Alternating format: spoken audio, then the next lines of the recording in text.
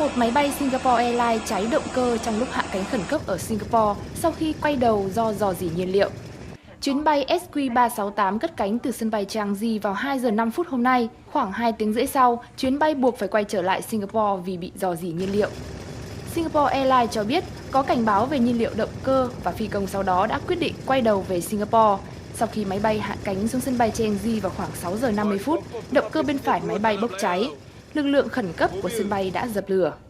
222 hành khách và 19 thành viên tổ bay không bị thương. Hãng hàng không cho biết họ sẽ hợp tác toàn diện với giới chức trong cuộc điều tra.